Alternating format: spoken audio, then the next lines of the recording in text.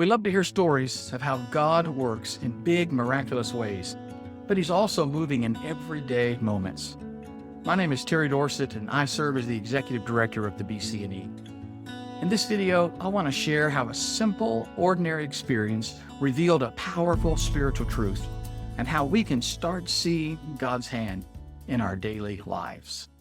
So my kids now live all over the country, and I don't get to see them as often as I'd like. But once a year, we get together for a week-long family vacation. So a few weeks ago, we were together for that family vacation, and we all got together. We were telling stories, and they got to pulling out their phones, looking up things, and we were looking up pictures from the past and all that. And somehow they got to talking about the original social media. And so I told them that there was a time in my life when I had a MySpace account. Well, they wanted to know if I still had it. And I said, well, I don't know. I mean, I don't have the password to it. I haven't logged into MySpace in, I don't even know, 20 years. Well, that just started like an internet search. They had to find this MySpace account. And so they finally found it.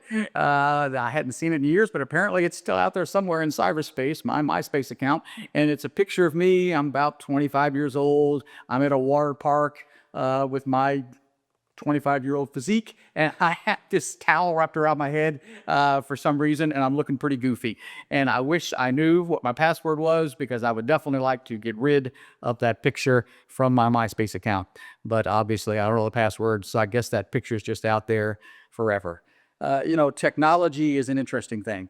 Now we have, MySpace is obviously gone, but we have, we have Facebook and Instagram and Snapchat and YouTube and, everything, TikTok and who knows what else. Things are coming and going faster than I can keep track of.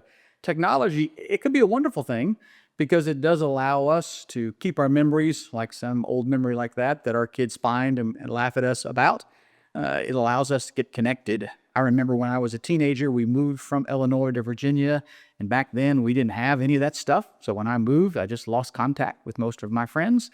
Now as a middle-aged adult, through social media, I've reconnected with most of those friends, and so I get to talk to my friends again from high school to middle school, and that's cool. So technology can be a real blessing, but technology can also be a dangerous thing, because now everyone thinks that they're an expert on everything, and we can say hurtful things, we can say difficult things, we can say mean things, and sometimes we don't think before we hit the enter button, and those cruel things now get posted out there on the internet.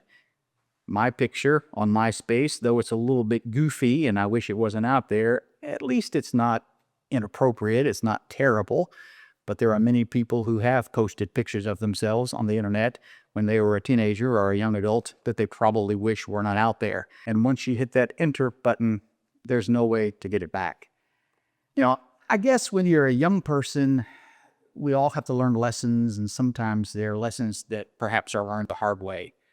But I'm thinking about those of us who are adults, especially those of us who are Christian adults. Isn't it our job to set the tone for the next generation? Shouldn't we be the ones who are the adults in the room, even if the room is social media?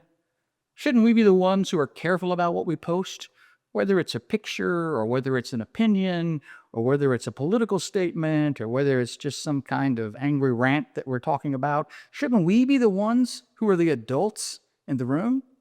And when those of us who are Christian adults are still acting like we're 12-year-olds online, how can we expect the next generation to do better? At some point, we have to be thinking like adults before we hit the enter button. That reminds me what the Apostle Paul said in 1 Corinthians chapter 13, verse 11. Paul said, "When I was a child, I spoke like a child. I thought like a child. I reasoned like a child. But when I became a man, I put away childish things." How important it is for those of us who are Christian adults to put away childish behavior on the internet and use social media in a mature Christian way. So before you hit the enter button, ask yourself, is this what a mature Christian should post? And perhaps you should hit the delete button instead. Thanks for watching. If you found this video helpful, remember to like and subscribe so you don't miss what's next. And if you want to support our work in New England, you'll find a link in the description.